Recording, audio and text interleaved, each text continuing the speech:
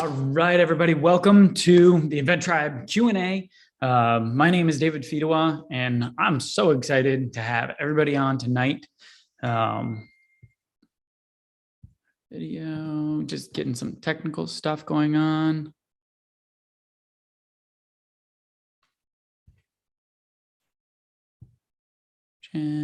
Sorry, give me 1 second here.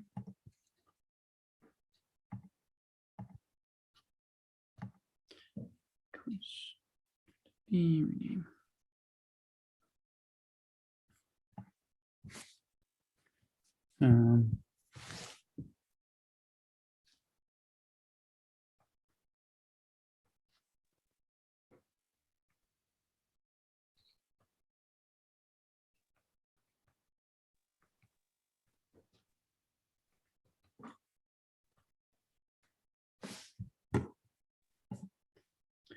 Pin, make host. Rename. Sorry, having a little technical difficulty.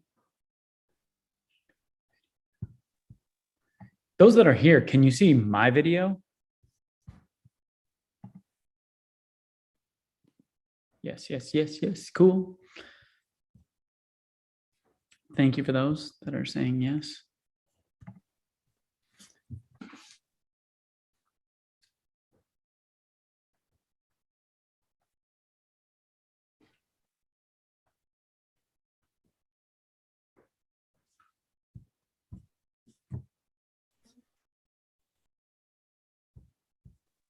All right, cool. Amy Jo is on the line, but we're having trouble getting her video up and running. And so since we're all live, let's just jump right into it, and we'll get the video up here as we get rolling. So I want to get started by actually just introducing Amy Jo. And it's just very exciting for me to bring her aboard and have her be part of the team. For those that you don't know, I've worked with Amy Jo. I've known her for, I think we're getting close to like 10 years now. I've coached with her in the past, and just absolutely wonderful individual, somebody that can help contribute and help people through the process of getting their products licensed. And so I'm just so excited to have her on this webinar and also part of the Invent Tribe team. And so, Amy Jo, are you here with us? I'm here. Can you hear me? I can. You're a little bit low, but okay. Oh, it's because my volume was down. Okay. Okay, great. Can you hear me better now? I can. You sound perfect. So, okay. So thank you so much for coming on. Oh, thank you so much for having me. I'm really, really excited to be working with you and Invent Tribe. And yeah, this is like our official announcement. So I'm excited to help with the whole community here. And it's going to be a fun time. Awesome. Yeah. And I know everybody will appreciate it. Those that don't know you, and as they get to know you, they'll see how much value you can bring to everybody. And I'm already seeing it in the comments. Welcome aboard, Amy Jo. Hi, Amy Jo. All these different comments from a bunch of people, welcoming you to the tribe community. So I'm so excited to have you aboard. I know the value that you can bring people. So thank you for that. And thank you guys all for welcoming me. Yeah. So let's just jump right in and get some questions going. We had some people, before the webinar started, we had some people in the Zoom room, and I asked them if they wanted to post and ask you, put the questions in before the webinar. So we actually already have a good deck of questions ready to go. So we're going to have to be cranking through these. So this one is from David. David said, what is the best way to contact companies that accept new patented product submissions? Is there a database for companies who accept new patented product submissions? Amy Jo, what do you feel is the best way to contact companies? By far, making phone calls. Okay. Yeah. When it comes to contacting companies, like with regard to submitting your products, you mean? Yes. Yes, definitely. I mean, there are a lot of different ways to do it. And I think that a combination of like utilizing all of them works. But reaching out to companies by calling them. It helps you to get the information that you need as fast as possible. And I agree 100%. And to kind of reiterate that with you, like there's a ton of different paths. And what I see from a lot of people is they're like, a lot of people want to go path of least resistance, and so like, oh, can I just message them, or can I just email them? Can I just LinkedIn message? And, yeah, it works sometimes, but like I found, as you said, like the path of least resistance, just giving them a call, getting on the phone, having a conversation, because then you find out who to contact. You find out, when you have a conversation with another human being, it's so much simpler than trying to like message through. And obviously technology and everything has brought us closer together and farther apart, but like closer together and being able to message people. But I think that, it's the best way that I've found, the most successful way. And the reason I say the most successful way is because, that's the way I've done it successfully, and the way that I've seen a lot of my students do it. The ones that are successful jump on the phone and usually hammer away on the phone for a little bit and get the contacts that they need and get in. Well, and the thing is too, when you get on the phone, you get so much more. First of all, not only do you get an immediate answer, right? Do you accept outside ideas or not? Right off the bat, know. Yes, right? no. You know what I mean? Or no. Yeah. But then like you get a feel for the company and like how they work, like the person answering the phone, if they're happy, bubbly, they want to be helpful, then you kind of get the vibe for how that company operates all around. And that, but if they're grumpy and they're like, nope, you needed to give us a name before we can transfer you anywhere, then it's like, okay, this company might be a little bit more difficult to work with. So at least it helps you to set appropriate expectations as to what you're up against with each individual company as you're submitting to them too. Mm-hmm. Yeah. And like, I love that, is that you're getting more information. And, when you get started out, honestly, you probably won't be able to pick up on those reads because you don't have enough experience. Mm-hmm. But like, as you go, you're not going to be able to get that experience unless you actually do it. And then once you get that experience, it's like you have such a faster read with companies on if this company is going to be easy and open to work with. So yeah, I agree. Yeah. And also like what their submission process is. I mean, every company operates differently. And so we're trying to get to the marketing team if we can, but sometimes we just can't work around that. Right.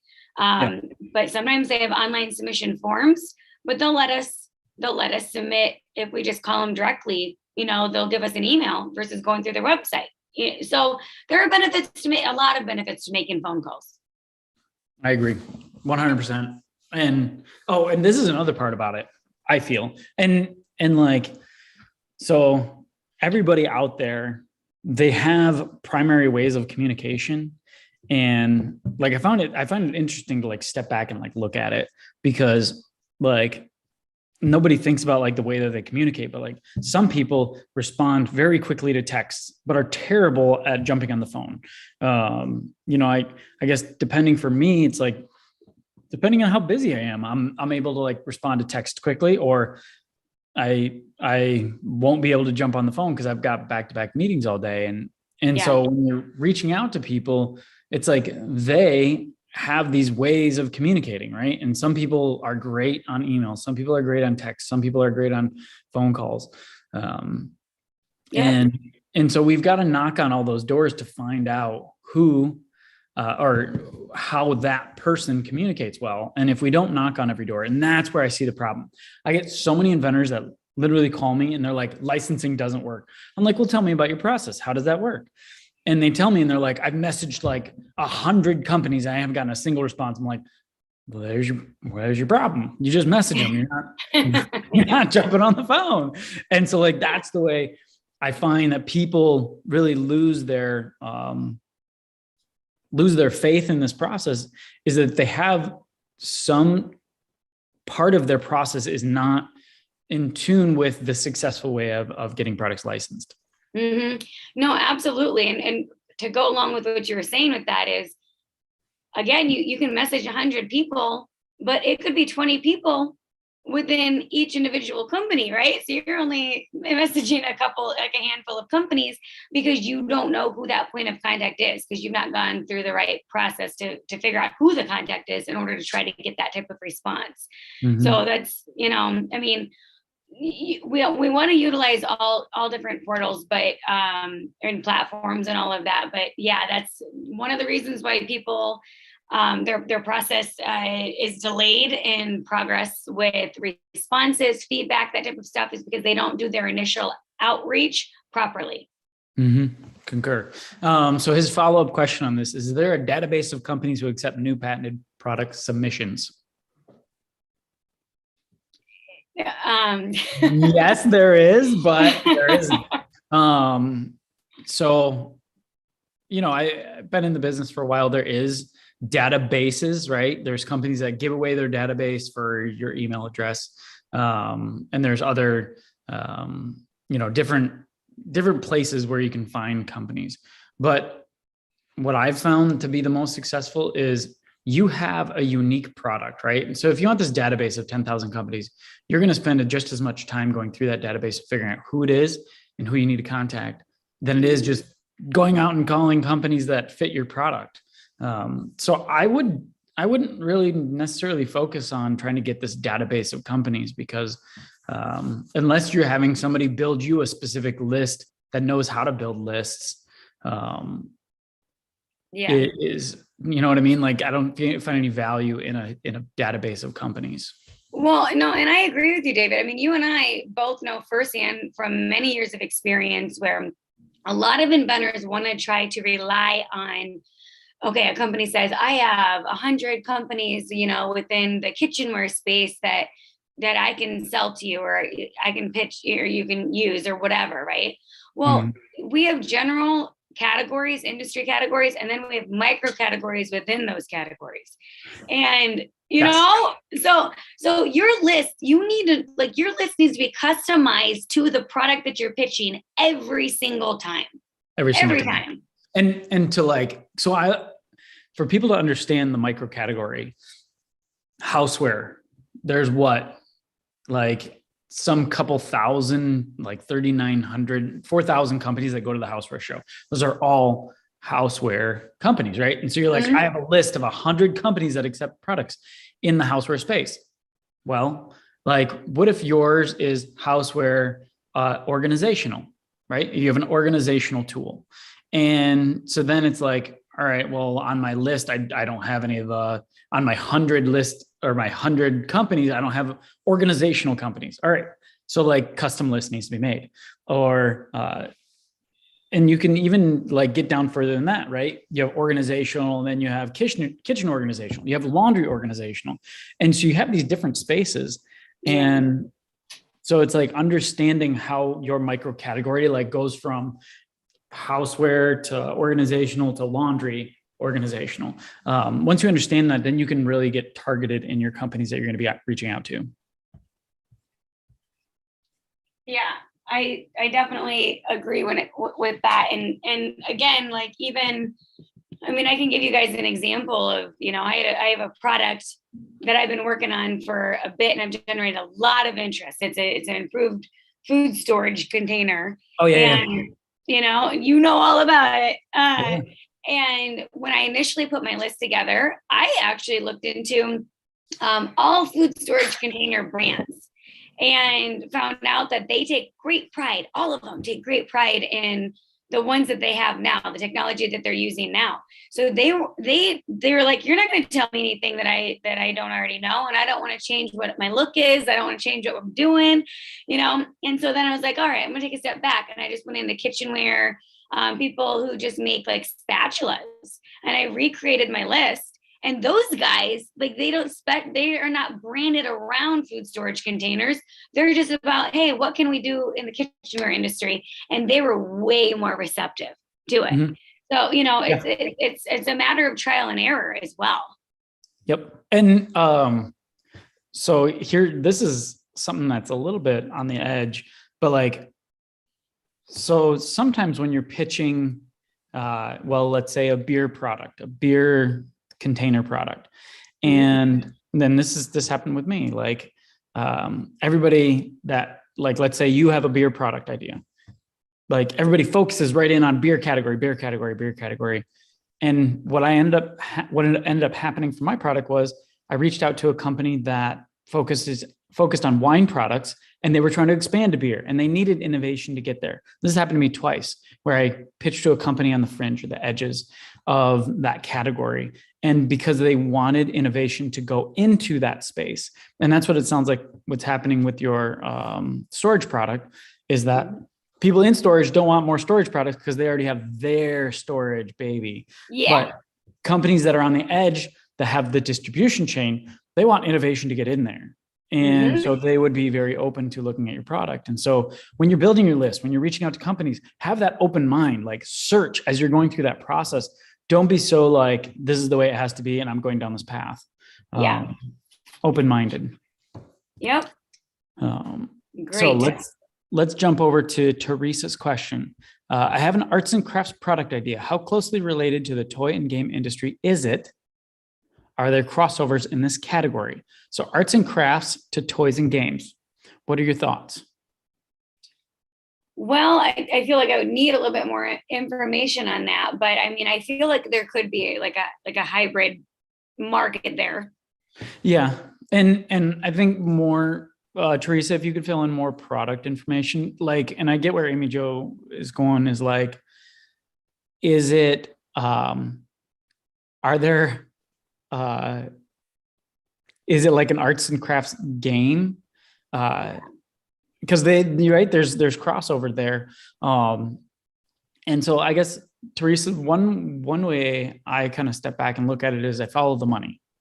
And what I mean by that is, how's your product making it to market? Like, what shelf are you buying it on? Are you buying it on Hobby Lobby, or are you buying it Toys R Us? Mm-hmm. And that's where you pursue those companies. Because if you look at your product and say it's an arts and crafts product and it would never sell at Toys R Us, then there's not really any crossover. But if there is crossover, then yeah, like definitely. But well, and also too, like not even just with that, like, you know, like with selling on like, okay, it could be also like age demographic, right? So like if it's an arts and crafts type of kit, possibly a game, who knows, or could be turned into a game.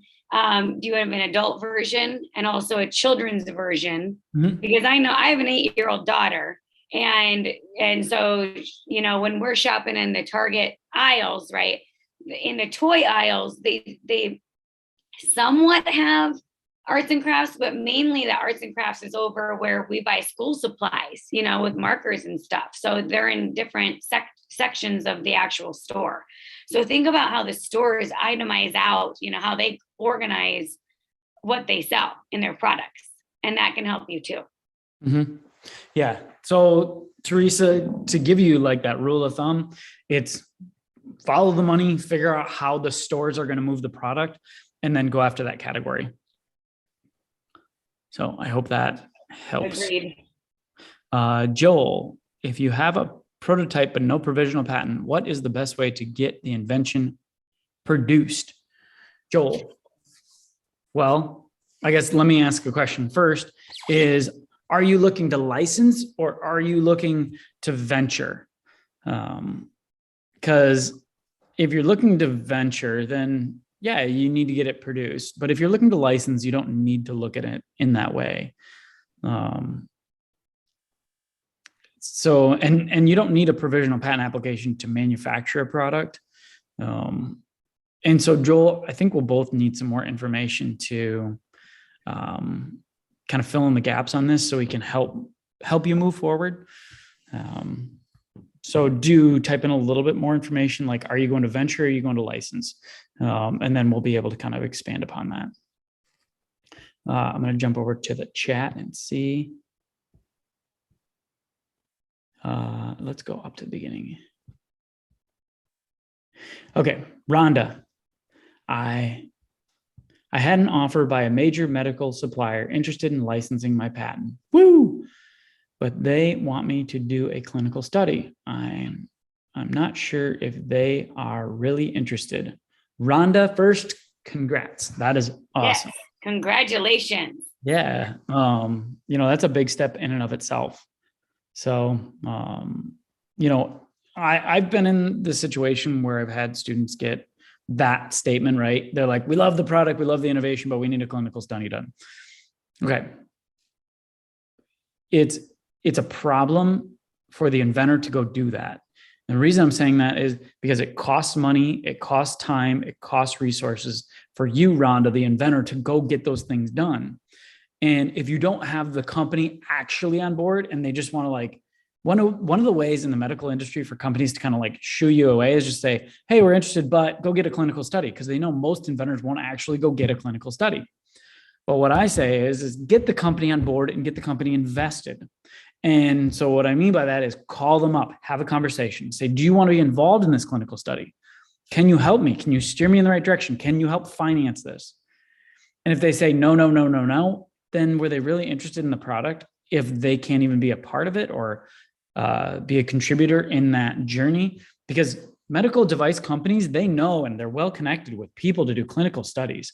And so if they can't point you in the right direction, I'd say they're not really interested in moving forward with the project. It was just a way to get you out away from them. But if they do say yes, then they want to be involved and you have somebody to help guide you through that. Another component that I really like to do in this part of it is I actually like to get them committed on some level in terms of deal terms. And so like you're talking to them and you're like, do you want to be involved in this clinical study? Can you help out? Can you point me in the right direction? Yes, you can. Awesome. Hey, if let's say we get this clinical study done and it works out the way that I'm proposing that I say it will, how does it look like? How are we going to work together in terms of a deal? And then if they are truly serious, then they come out and they show you like, hey, we'll pay you 5% of sales. We'll pay you 1% of sales. This is the kind of sales volume that we can do. And once they start to get down to that point, I start to get very comfortable with making investments in products personally, because like if a company's like, go spend all this money, get all these patents and do all this stuff, we don't want to be involved until you're there. That worries me. But if they want to be involved and they're willing to put their own dollars in, then I'm okay with, I don't know if I'd say matching, because some medical device type products can get into the millions to get, stuff developed, but I'd still be ready to invest a little more than I typically am if a company is not interested. Amy Jo, do you have anything to add onto that one? I know I took that one. No, I'm glad that you did. And I think that everything that you said is absolutely correct, because I've had students who have been in the same situation too. And sometimes they just they send you off chasing your tail, and you need to know how to read that type of situation to your benefit. So that way you're not spending a whole lot of time and money on a dead end street. Yep. And I love that term, chasing your tail. Because, okay, and here, this is a good one. I had a company that sent me on a chasing your tail errand. And they went and said, get market data. And so I went out and I created this like study, and I, handed out the product and got survey data, and I came back and I brought it to them, and they're like, yes, still no. I was like, why'd you have me do all that? And they really just didn't have an answer. But I mean, I've kind of deduced down from coaching and hearing other people's story that they send you on these tail chasing errands and they don't really result in anything. But if you kind of put them in the process of like that clinical trial or the market data research, and they actually contribute, then you can know that they are truly involved in that product or are looking to have that product become part of their product line. Yeah. Well, and it goes, like you were saying earlier, it also shows what their level of interest is as well. I mean, all of these companies that we're pitching to, they all have internal, product development departments, right? So they're spending money on all of these things with development, whether it comes from in-house or it comes, from external submissions. And so they have the money to do it. It's a matter of them deciding how interested they are in where they want to put their dollars. Yeah. Allocation, right? I mean, yep. if they want to put them towards your project, sweet. That means they're invested. Yep. So Rhonda, I hope that helps. Do follow up with any questions or anything that if we've missed anything. So thank you, Rhonda. Tim said, great to see that Amy Jo is part of the tribe. I've been following her videos for years. Thank you, Tim. Exciting. Thank you, Tim. Video. This is when I asked for video.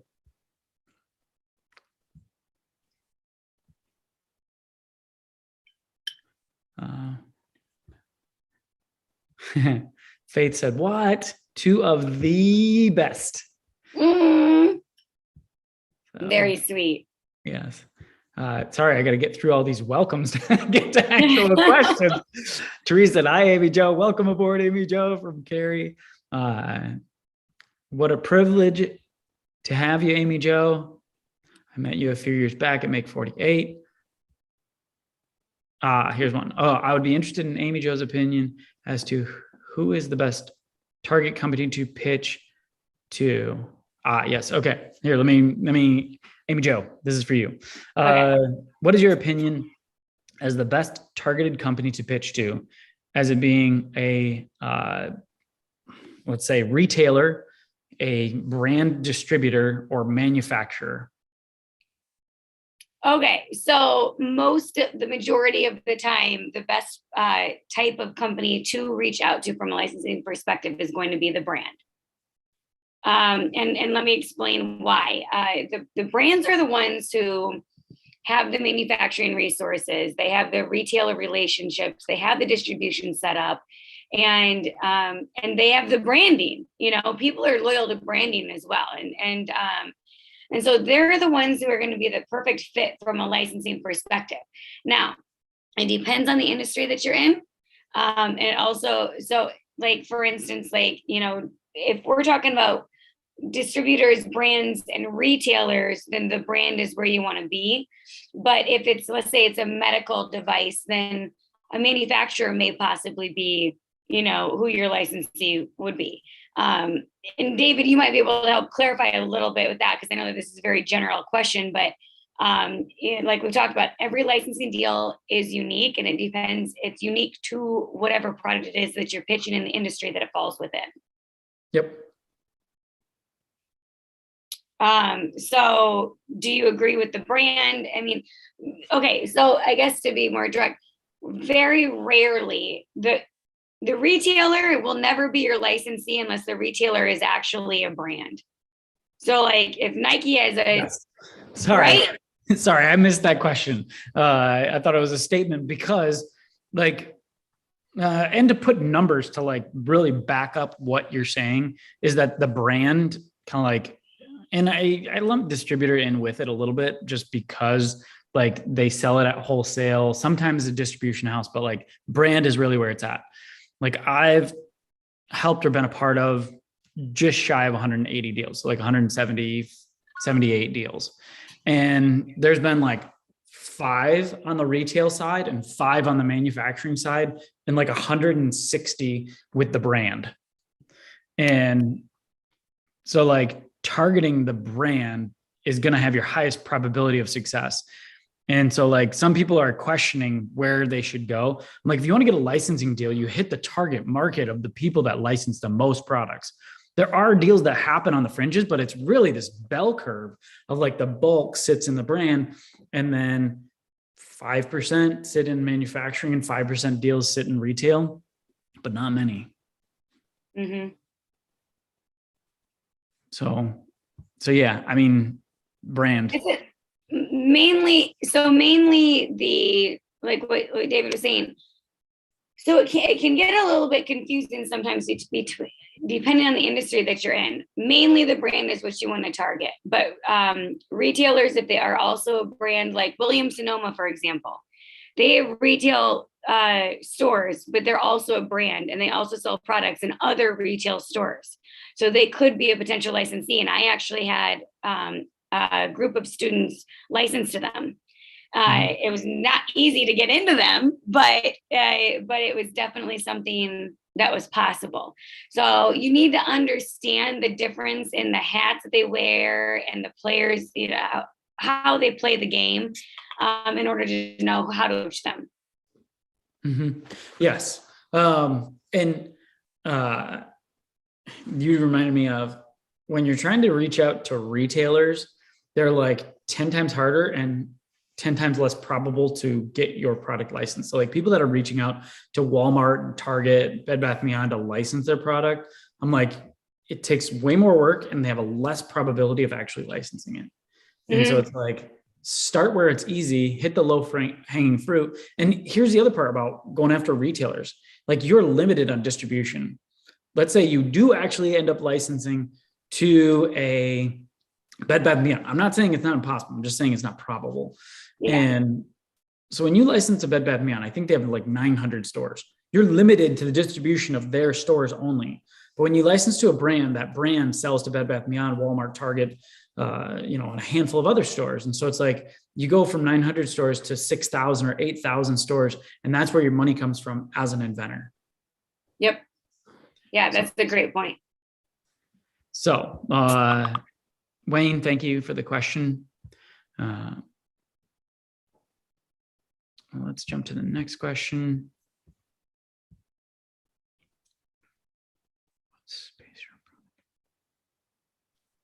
Okay, here's a good question.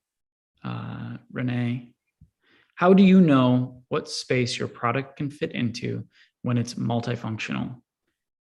If it can fit to several spaces. So if your product is multifunctional, what essentially category does it fit in? What are your thoughts on that, Amy Jo? Well, it's a very, very big question because, sorry, Renee. So basically, I mean, I think it's awesome if your product can fit into, if it's multifunctional. That's the part that kind of confuses me to answer this question, because if you have a product, if you have one product that solves the same problem, but it can be used in different categories, different industries, that's awesome. I love seeing that. But when you're saying that I'm assuming that you're saying the same thing when you're saying that it's multifunctional in the sense that it can tap into different categories. And you said if it can fit into several spaces. So if that's the case, you need to figure out, like, I'm trying to think of an example, David, of like, like let's say like what's the cleaning washcloth thing that I'm thinking about that's super absorbent? That's like a DRTV product. The microfibers? Yeah, like those guys, right? So like, if you create that type of cloth that, okay, you can use it at home, you can on your windows, you can use it cleaning the kitchen, you can use it cleaning the floors, you can use it cleaning your car, you can wash your car, you can use it can even soak up oil, like if you figure out all of these different ways, multifunctional product that can do all of these different things, then recognize, okay, what are those things that it can do? What are the problems that it solves? And what categories do those problems fall within? And then what I will do with that is I'll put together lists of companies in each of those individual industries and categorize that out, market directly to them and call all of them. Does that make sense? Yes. Okay. And so like that, and that's the same approach that I take. Like, you don't know who is going to want to take it. Yeah. And so it's like hitting up each category. And I guess I would try and make a small list in each category and do like, 4 or 5 companies in this category, 4 or 5 companies in this category. And you'll be able to get a read on who it is that's going to want this, right? If you call 5 companies in the, company or category A, and you get positive response, and you pitch in company B and you don't get positive response, go find more companies like category A, because that's where it's going to really want to like come on board or get licensed. Yeah. And that goes to along with kind of learning like which industry is going to be more receptive to outside ideas. Are they going to be easier to work with, that type of thing? And you know what? They all could be great, or they all could be difficult, but that doesn't mean that you couldn't possibly generate interest in all of them as well. So if you have that type of product, then you look into the automotive companies, you look into kitchenware companies, cleaning companies, and that's where we went into micro categories, that type of thing. Mm-hmm. Cool. Well, we're at 37 minutes and we got a ton of questions. So I wanted to get moving a little quicker. Okay. Amy Jo, I think I just let you start your video. So if you want to click in, I figured out the button. Okay, let me try. I'm here. There we go. Yay! Hi, guys. Man, it took us 37 minutes to figure out the video button. That's okay. But I'm glad you have joined us on video. So thank you. All right, let's see here.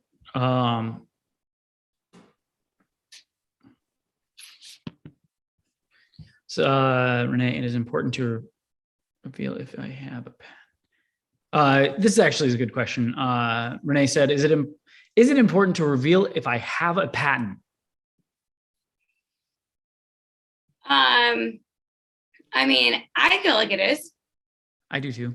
So, but here's the thing. I don't reveal what the patent is. Like, I'm not like, and this is like me being the rebel inventor. It's when they say, submit your patent here, I just put in a bunch of zeros and say, you know what, I'll show you my patent later. So like when they want my patent, I don't show it to them, but I let them know that I'm patent pending or what my patent status is, to let them know like, this is the level I'm at. Yeah. Because they need to know that. They need to understand like, what level are you at to perform and to make this thing work. So, well, I think that it's also really important to let them know, because it gives you an idea of how experienced you are. Like if it's just completely, it helps people, first of all, to feel comfortable if you have a patent pending status.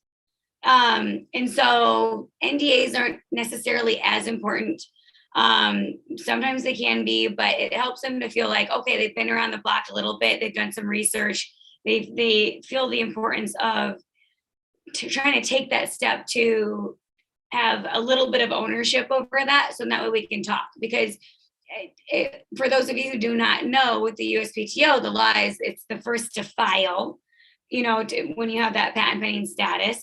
And so, I don't necessarily recommend sharing. I definitely don't recommend sharing what you have filed, especially if it's pending, right off the bat. But I do like the idea of saying, hey, this is patent pending. And if you do have a patent, I like the idea of saying that it's patented, because that is an accomplishment.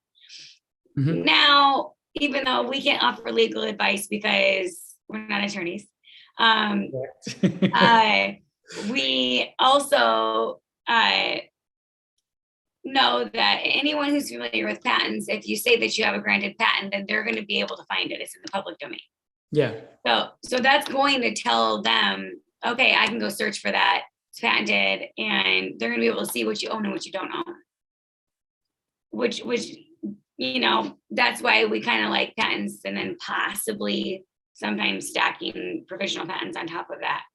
Yep. Application. So then they don't know, right? Because it's not in, and for those that are early in their process of inventing, what Amy Jo's talking about is the when you patent something, essentially after you file your utility filing, it goes into the public domain after about 6 months. So then they can see what it is that you filed. And so if you're in a category where intellectual property is competitive, they're looking to see what you have so that they know kind of what they're licensing. But if you let them know that I have provisional patent applications that are filed, well, provisional patent applications actually can be held in the private for 18 months, right? Because it's 12 months and then plus a 6 months from utility. And that creates this question mark in their mind, right? They're like, oh, we love this technology, but we can see how we can get around it. But they have other patents coming.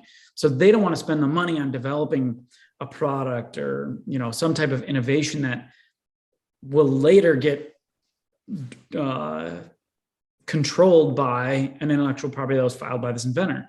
So that's what she's talking about, is stacking patents. Is if you had a utility that's published, then you stack a provisional behind it that has intellectual property that's not in the public domain, leaving it unknown to the potential licensee as you start to move through the process of getting your product licensed. Yep. Yeah. So overall answer to that is yes. Yes, 100%. I like to reveal the status, but not what it is. Yes. And if you file your provisional patent application, it's still called patent pending. You can spend $20,000 with a patent attorney. It's called patent pending. So I just tell them that it's patent pending, and it gets the ball moving forward. They don't necessarily know the difference when you get started. Renee, thank you for that question. Great question.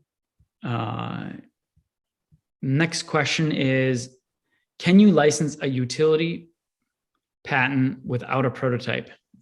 Yes. You can.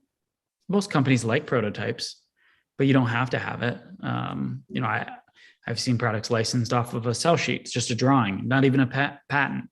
And I always look at it as like a continuum, right? There's a scale.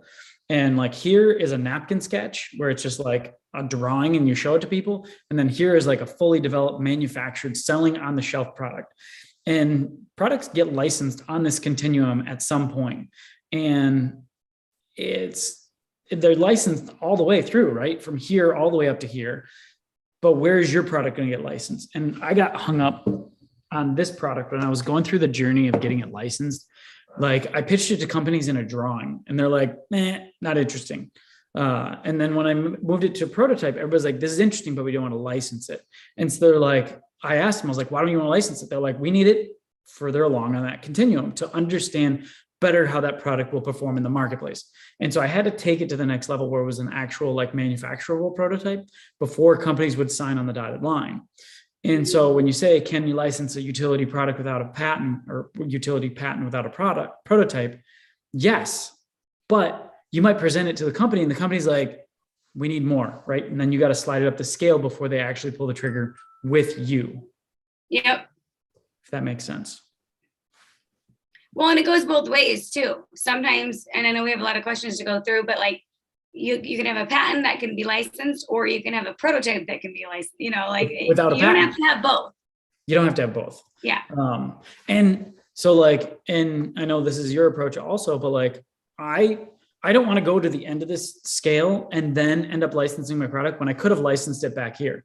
Because think about it like this, like going up this scale costs money to get a prototype, costs money to get CADs, costs money to file patents, costs money to get molds, right? And so you're spending all this money, and it's like, if you can license it way early on, then you're winning because you're not getting a higher percentage the higher up the scale you go. You're getting between 3 and 7%. That doesn't really change. And so like, I like to pitch products in this original, like simple version. And then if they say we like the benefit, but then I slide it up the scale, but I want to get that confirmation from the marketplace before I start to slide up the scale of bringing it to market. Yeah. Yep. Agreed. Cool. Tom Tafoya said, David and Amy Jo, unbelievable. The incredible team moving forward. Hi, Tom. Have you? Well, yeah, we can talk about that later. I've coached Tom for years. Awesome guy. I know Tom. Awesome.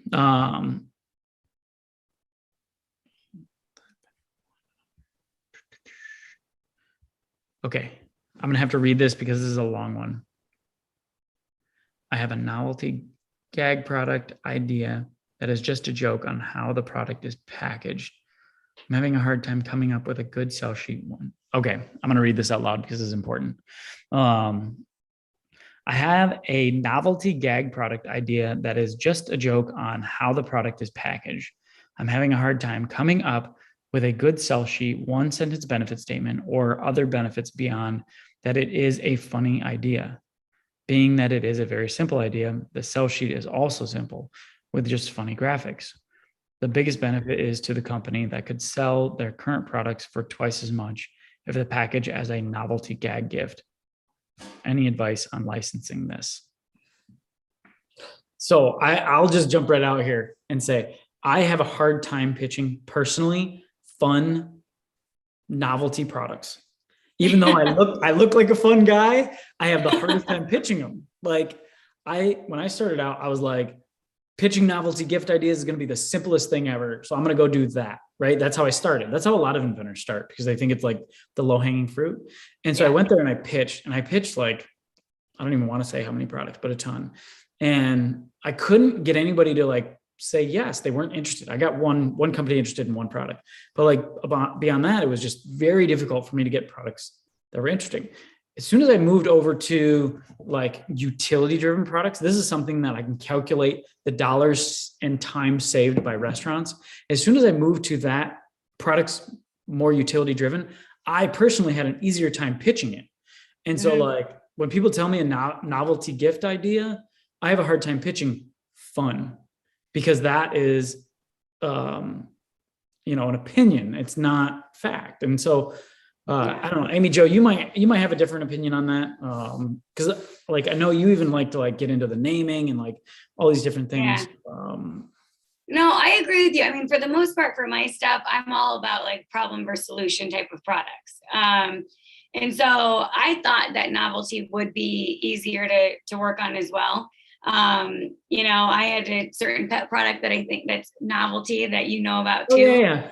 And so in that one, I tell you what, everyone loved it. I had 4 companies interested in it, like just this close to ideal. But it was all about the way that I pitched it. Like they liked it, it generated interest, but it didn't close that deal. And so, novelty is a lot more tricky than you think it is. Yet I've had students license novelty products. You and I have worked with colleagues who have licensed novelty products, and it's like a cinch for them. Like it's no. Yeah. So some people just get it. Yeah. Like, so the main thing is just like really trying to have fun with it and looking at how the companies that you're pitching to, how they market their stuff. We do this across the board, but like really looking at like, okay, what colors do they use? What fonts do they use? What type of like slogans and slang do they make use? it feel like theirs. Yeah, I get that. Yes. Yeah. I think that's more really, you really need to hone more into that with the novelty stuff. Mm-hmm.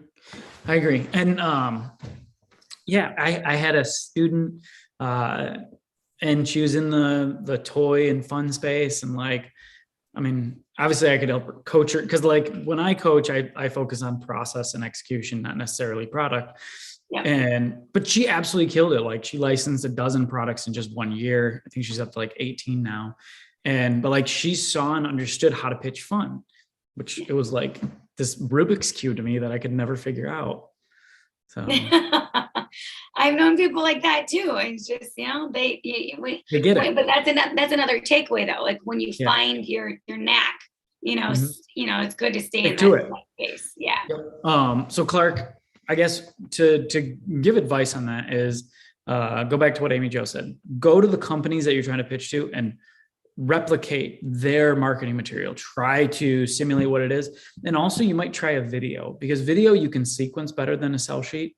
Sell sheet's just imagery where, in a video I could see like, you can't do problem solution in a video with a novelty thing. It's more like, it's like you just start taping of giving somebody the gift, and then they try to open this package and it's like this long, difficult process. And they've got like the jaws of life out there trying to get through this thing. And, you make it like this fun and everybody's laughing at them. And that's how I think you would create it. Coming from the guy that just said he can't pitch my novelty product, but I guess that's how I would do it if I was in that situation. Well, and look at the common denominators amongst all of your potential licensees too. Like what do they all have in common that you can try to, hit, like hone in on. So. Yep. Cool. Here's another good one, Mark. And like, I'm sorry, everybody, but I have to skip all the, hi, Amy Jo from, Norman. Fabulous. I know. So it's like there's a bunch of people saying hi to Amy Jo. If you Thank you can't, guys. but I want to get to all these questions. I don't even know how many in the queue anymore. Quite a few. But from Mark, for companies that have bad terms of submission, do you just pass on them or approach them a different way if you have a patent pending or non-provisional? Bad terms of service. What do you do, Amy Jo? I try to step around the submission process. Yep. So if I don't like it, I won't agree to it. Yeah, I won't agree to it. That's where the phone calls come into play, guys. You call them. What I will often do is, I'll just give them a call and just say, hey, I'd like to submit to your company for consideration. And they'll oftentimes direct you to the online portal. And then I'll call back and say, I'm not sure if it went through. Is there an email address I can send this to? And oftentimes they'll give you an email address that it is just like an info at. But then at least you can send over your inquiry directly without having to agree to unfriendly terms. Yes. I'm not sure if I'm supposed to say that. That's what I do is you try to sidestep the unfriendly terms, but if you can't, this is my strategy is I have my list of companies. I don't take them off the list. I just put them on the bottom. Yeah. The last resort list. Last resort list. It's like, all right, I've gotten 20 no's from all these companies. Might as well try it with unfriendly terms because project's not going anywhere. And at that point, it's like the value of your project has dropped, and not because the actual project has dropped. It's just the perception of value because you've sent it out to all these companies. All these companies said, no, it's not a good project. Now you're down to this one or two that have bad terms. It's like, well, I'm willing to risk it. But there's some companies that have completely unrealistic terms. And so you have to skip them. Like some of them will say, I own, if you submit, we like it and we want to pursue it, we own it, and you agree to, like, no one's going to agree to that, like understanding what that means. But then if you actually get through, whether it be on LinkedIn or for a phone call with an email or whatever, and you talk to those people in marketing or whoever the decision makers are, and you tell them that, most of them don't even know that that's the language that's in those submission agreements, and they think it's like asinine. So they'll be willing to modify that for you to agree to everything else but that, Yeah. I remember one time I was telling the person that I was pitching to how bad their terms were. He's like, really? I'm like, let me highlight it and email it to you. So I did this like highlighter on their disclosure form and sent it over to him. And I'm like, see what you guys are asking? He's like, man, that is crazy. He's like, let's take that out. I'm like, yeah, let's take that out. That's great. Let's do that. Yeah. So the terms are not set in stone. Yeah. I mean, some companies some companies, they don't want to deal with it, but some companies they're open to that. So Mark, try to sidestep it. If you can't sidestep it, try to change them. If you can't change them, drop them on the list. Yeah. Last resort list. No, you have options. Yes. All right, cool. So let's jump to the next one.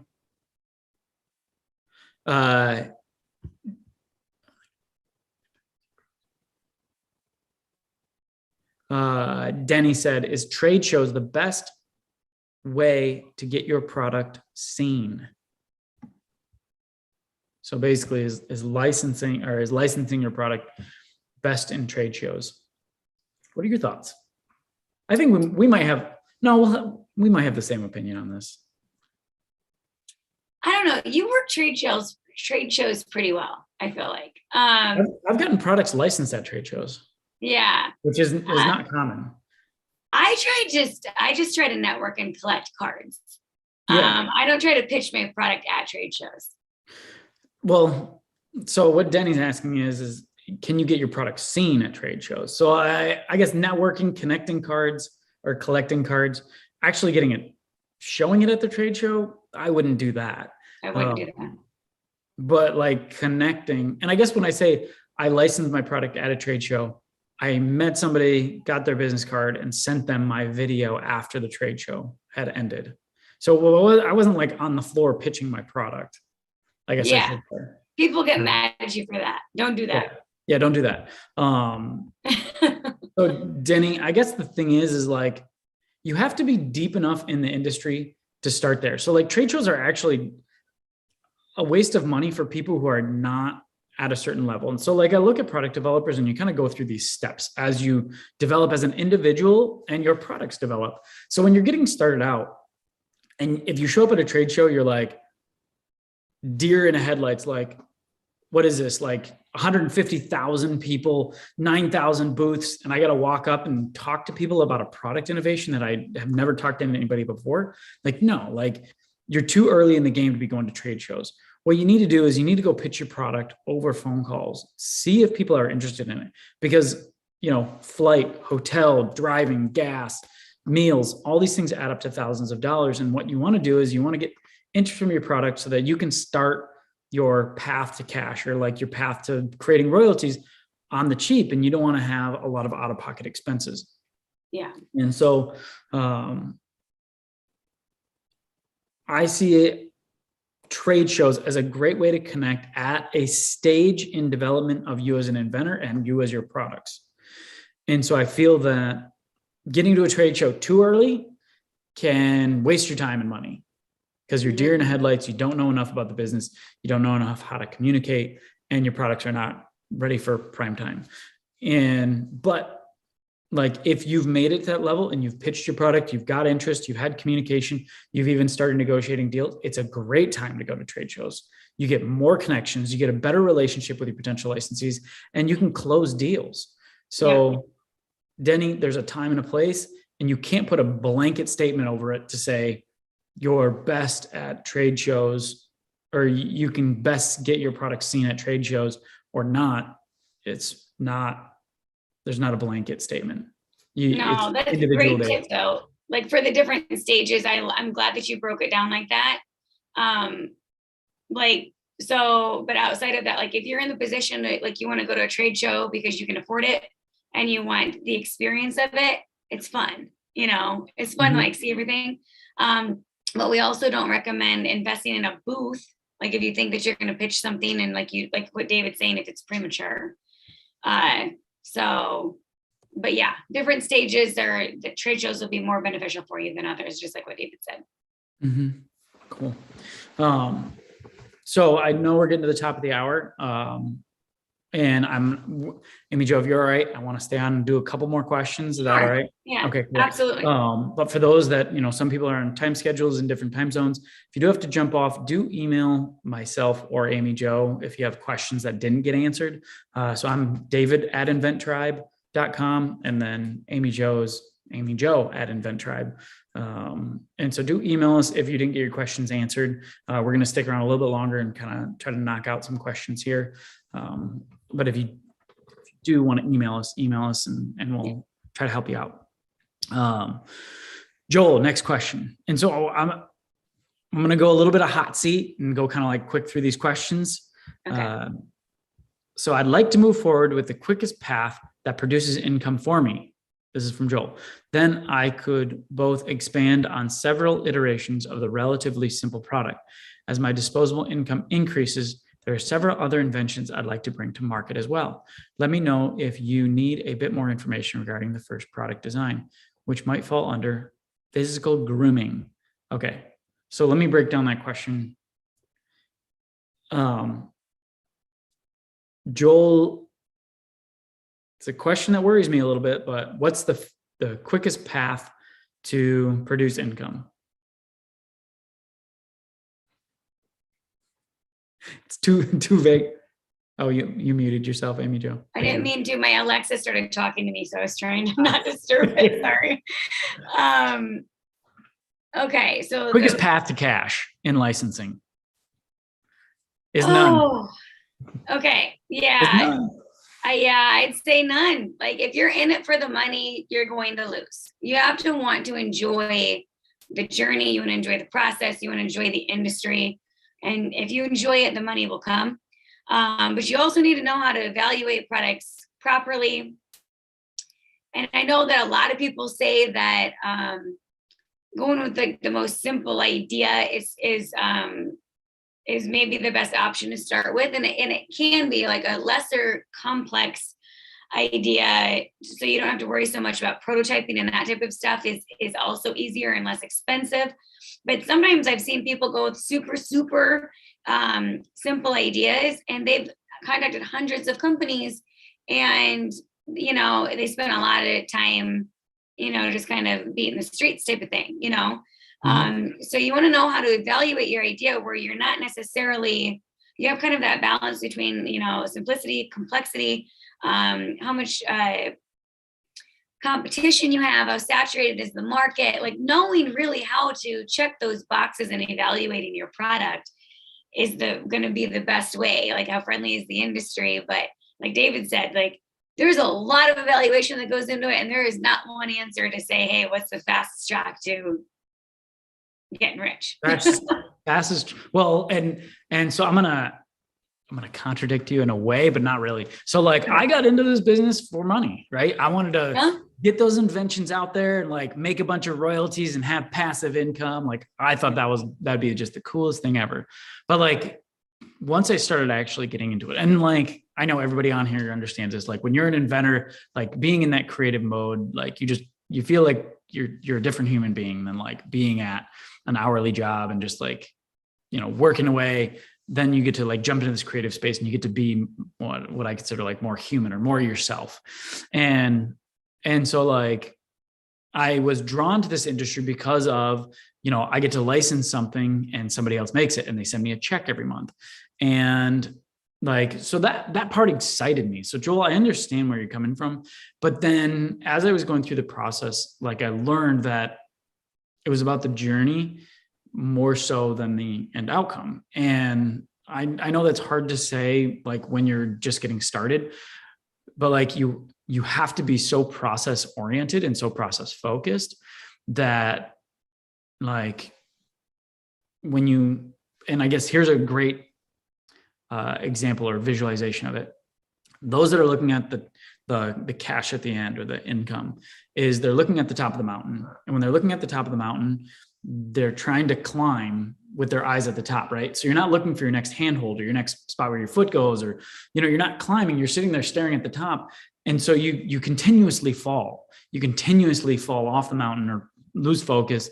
And because this is not a get rich quick scheme, this is a get rich long business, because like I signed a deal in 2013, I'm still getting paid on it and I'll still get paid for a long time on it.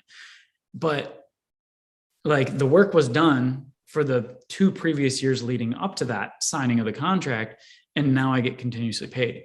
And so most people in this business have a hard time with the runway that it takes to actually start getting paid. And that's why I say you've got to focus on your day-to-day execution and your handholds and footholds, calling companies, developing your skills and developing marketing material, selecting products. And once you kind of step back and start to realize that you need to develop those skills, then you can start to look at what's my fastest path to cash, because now you understand enough about the business to get there. And the fastest path to cash, why you can't just say, here's a direct way to get there, is because it's different for every individual. Every individual has a different skill set, right? If you were to tell me, or if I were to generally say novelty gift is the fastest way to license products, that's for some people. If I would have stayed in novelty gift, I wouldn't be where I'm at today. And if I would have started on these type of products, I'd probably be further ahead. And so Joel, it's hard to make a blanket statement to say fastest path to cash is this. And I guess the fastest path to cash is getting a product and pitching it to companies and staying in one industry and pitching multiple products. Because once you start pitching multiple products, then you start to learn more and faster on what can be licensed. Yeah. Well, and it's like, thinking about it in any other industry, if you go to college, right, you have to pay your dues. If you get into a trade, you pay your dues. You're an apprentice, so this is the same concept. This is not an overnight. This is not, hey, here's your lottery ticket. You have to pay your dues. You have to learn it. You have to execute it. And that's what's going to help you succeed. Yep. It's the Rocky cutscene, right? Yeah. You work hard before the fight. It's not Yeah, like he walked in the ring and won. exactly. All right, let's turn it on. Let's go to hot seat. 1 minute answers. Okay. So Mike said, I sent my video to a company. They said they loved my presentation. Then they asked me, what do you want from licensing? I don't know what to answer. Okay, so I'm going to jump right on this because I love this part. Okay. Jump on the phone, Mike, call them up and have a conversation. This is the biggest mistake I see inventors make time and time again because they're afraid to have a conversation. You talk about it. You ask them, what do you guys do for licensing? Are you guys interested in licensing? Those type of questions will help you move forward. Also, Mike, email me, David at Invention. You're in a position where you need help. If you're asking this question, you need somebody that can guide you through this because you can put this deal together. It's just knowing the right questions to ask at the right time. Yeah. And so it's like my protocol with everybody in the tribe, we do a Monday night webinar every single week. And it's like, I think that comes up every single week. I say, if you get interest, get on the phone. It's like ingrained. You got to do it. You got to do it. It makes the deal come together. Agreed. Sweet. Peter, over recent years, there has been the emergence of a plethora of new companies out there called Amazon aggregators. Let me read this. Well, I seem to have 100. They are actively seeking to buy companies or more.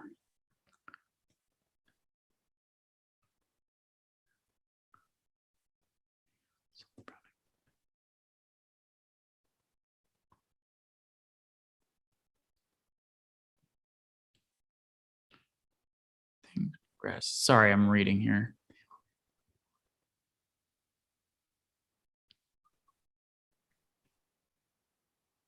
Okay, so Peter's asking, essentially he's getting a buyout offer on his product that he's already has on the market.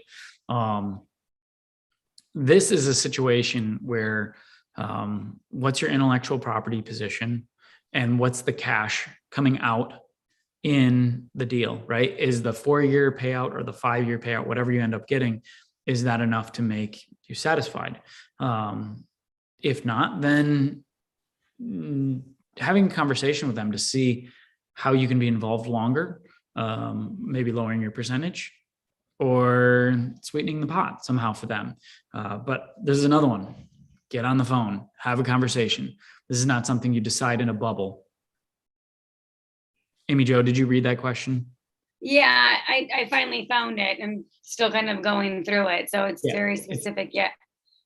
It's a very long question. So, yeah. I would definitely is Peter a student of ours?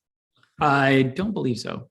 That's another one that I think you should probably talk to, Peter, if you have the time to schedule a call with David, because that's a very specific type of question. I feel like it is, especially if you're getting to like LOI and things like that. Like, you need to have discussions and figure this out in a strategic way and not just like general information. So do email me and we can talk more, Peter.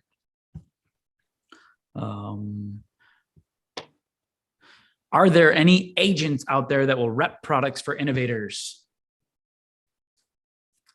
Yes, there are. So there's different types of agents. There's product scouts. So to differentiate product scouts and agents, product scouts usually work for companies and they're out trying to find products for them.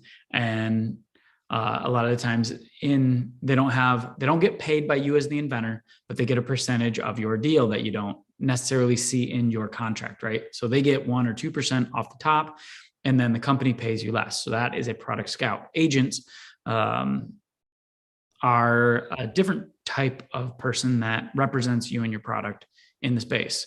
It's a difficult thing because there are a lot of big promises and there's a lot of failed results. And I'll say in this business that there's 100% nothing guaranteed. If you have an agent that's telling you something is guaranteed, run. I had an inventor I was working with. We had a deal on the table. They were like getting ready to sign it. And an agent came along and promised them, guaranteed them $1 million. And I mean, they ended up going the other direction. The product never came to market and it ended up falling on its face because then they lost both deals. And so if anybody's guaranteeing you anything, don't go that direction. But there are products, and we are starting to rep products for people. And so where we take a percentage and do an upfront fee, and we go out and pitch the product for people. So if you are interested in help getting your product out there, you can obviously email us to help you get your product out there. Other question, I'm certainly not in it. Okay, Joel, here, Joel has another follow-up question on his statement for the fast cash. I'm certainly not in it for the greed. And sorry if I made it feel like I was saying you're in it for the greed, because I was. Oh, no, I didn't mean that either. Yeah, no, I meant it like, and I said I was in it for the cash at first because it sounded awesome. But the adventure of going from ground zero and working up to somewhere very ambitious ideas. But cash flow is a very high priority to cover some chronic medical issues. So yeah, I mean, so no, it's not a greed thing. And, you know, we all need cash to live, and it'd be awesome to get paid, you know, mailbox money to live on so you can do what you want. There's no shame in that, right? No shame in that. That's the icing on the cake with this. Yeah, absolutely. Exactly. We're not doing it for free. Nope.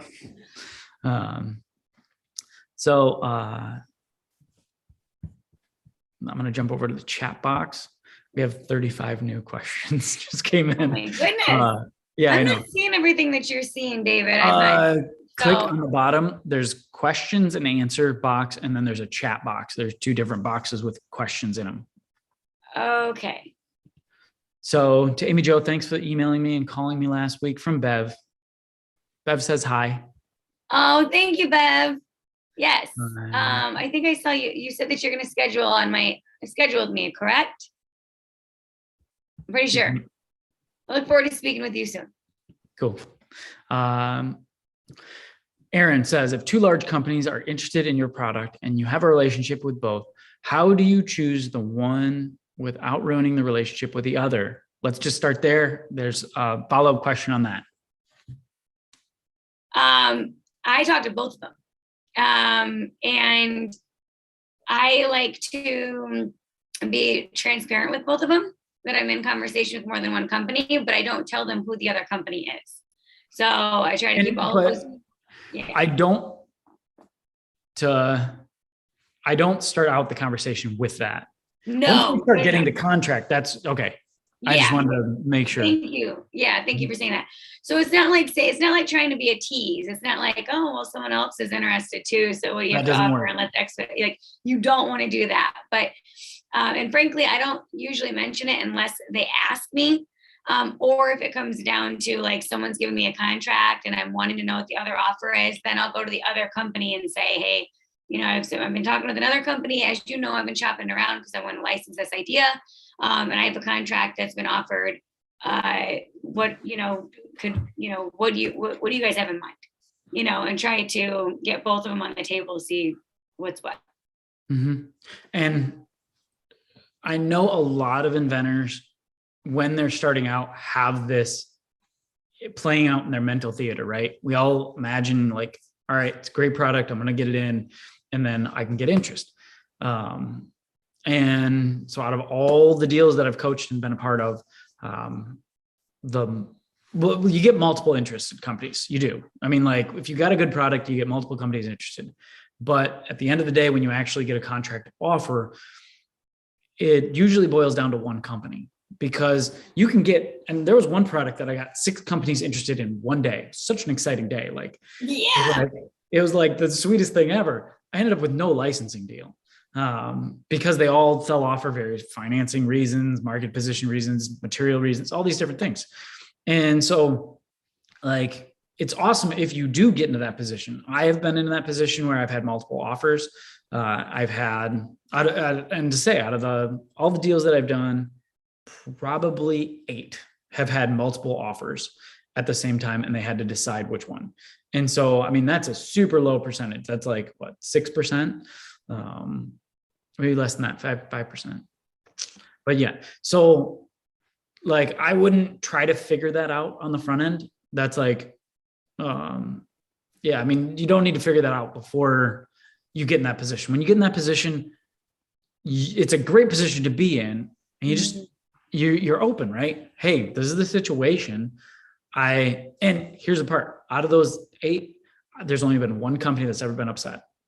They're like, oh, I thought we were going to license this thing. I thought we were going to work together. Like we were ready to move forward on it. The one that got denied. And then nothing happened after that. Like then they wanted more products from that inventor because they found that the inventor produced valuable products. So it wasn't like there was a negative outcome that actually came of this. And so I would, focus your mental energy on getting those interested companies. But I get it. Like I go through those same mental exercises of what would I do in this situation. Yeah. And I mean, don't stress about it, and make sure to take your time to think it through before you make any like hasty decisions. But like David said, it's a good spot to be in. And even if like they'll get more angry with you if they don't know that there are other players involved. Mm-hmm. So, if like if they are about to give you a contract and then you're like, I just signed it, and another one, like they won't be happy with you with that. But if they know that there's competition and they're aware of it, then you say that, and they're gonna be like, oh, well, I guess we lost that one. Mm-hmm. Yep. Cool. Next question, Alonzo, I have a sneaker that will turn the industry upside down. Should I go with the favorite brand or with the off brand? Alonzo, the sneaker industry is very difficult. It is controlled by a very, very small group of designers. And if it doesn't go through them, then usually products don't come out on the market. And so it's not like any other. There's few categories that have a very difficult time licensing. And oh, you are a designer for sneakers. What invents? So, I mean, I would say your best bet is going, because if you're in the business designing sneakers, then being able to present these to companies, that will, I mean, you already have the leg up. You already have the audience needed to make the presentation. And so start presenting. And as I said earlier, like you can get a ton of companies interested, but they don't always license the product, even though it might be industry changing, right? This product got so much interest from a ton of companies, and it did get multiple offers, but it wasn't, it took work to get there.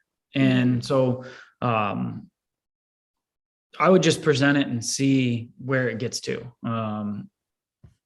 Go with the brands, go with the off brands, have the conversations, see who can take it on, and then start making decisions on where you want to go from the offers that you get.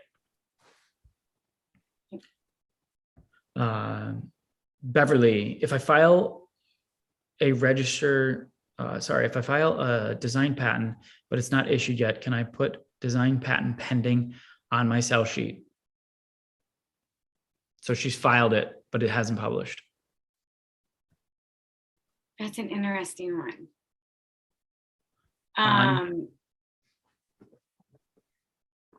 What is your take on that? That's more of a legal question. Well, I mean, I wouldn't specify the type of patent pending. I would just put patent pending. Yeah, you can just put patent pending, Bev. And you would be patent pending if you filed. So the time between it filing and granting is patent pending status. Yep. Because it's not like we say, unless it's granted, we don't ever say utility patented, or like, we say utility patent. Otherwise, if it's pending, then we just say patent pending anyway. So you don't have to specify what type of application is pending, I feel like. Yep.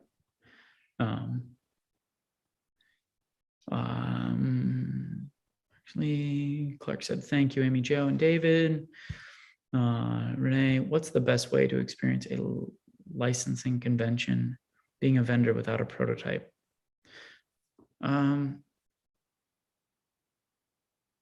Convention.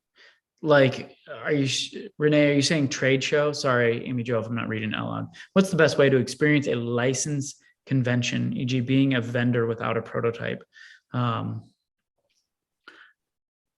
I think she's saying going to an expo or like a, houseware show.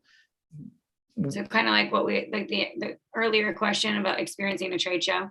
Yeah, but she's asking about being a vendor. So like I wouldn't get a booth, honestly. They're usually very non-productive having a booth, because then you're stuck in the booth and you can't go get people. And it's not like your licensees are going to come find you. You got to go find them. So I wouldn't be a vendor. I'd be an attendee. That's the most successful way to move forward or through the expo route or convention route. Yeah. Derek said, I'm in the middle of a negotiation. Congratulations. However, I'm working on some other stuff as well. And the PPA website is saying they're going to charge me more now because I filed too many and don't qualify as a microentity. Does that sound right?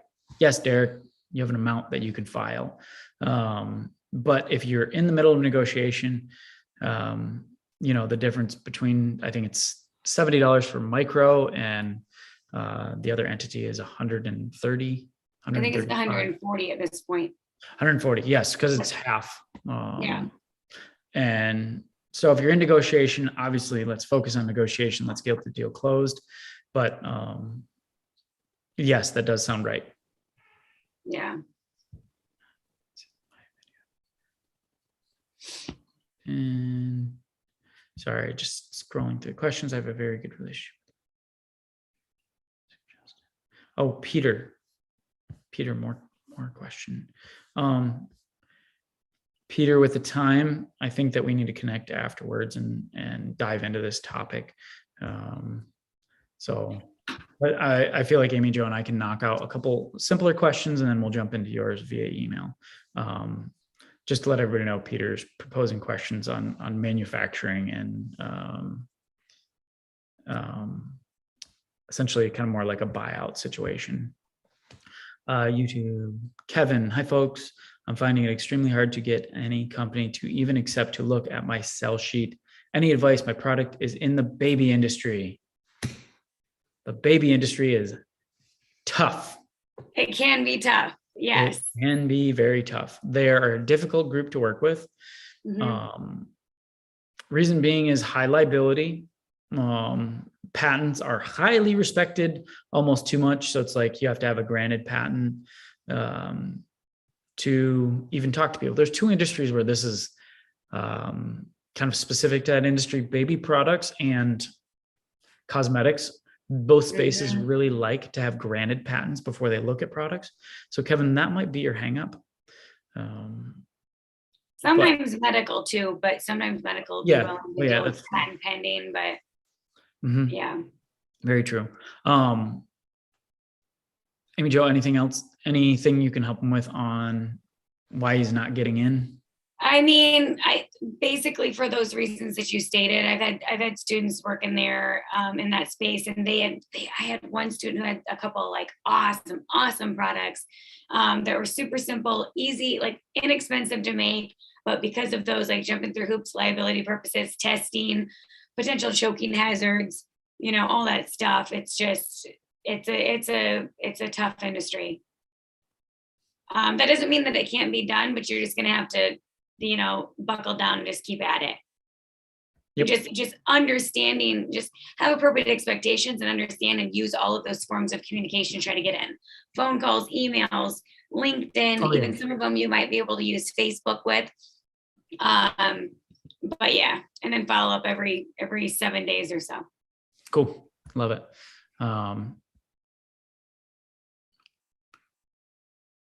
I have a provisional patent expired. Is it negotiable within the new USPTO? No. Obviously, this is not legal advice, but from my understanding, how the USPTO, if your provisional patent application expires, it is expired. You're not going retroactively and getting it back. No. But you can file another one, and you can start a new filing date. Yes. But again, not legal advice. That's what the USPTO told me. Yes. And that's some of the strategy sometimes is like refile your provisional patent application that gets your product to patent pending, and then go back out and pitch it. Most of the time, people are licensing products in spaces that are the intellectual property landscape is not as competitive, right? When you're talking like pharmaceuticals, it's highly competitive. It's all about patents. And if you don't have them, you're not playing there.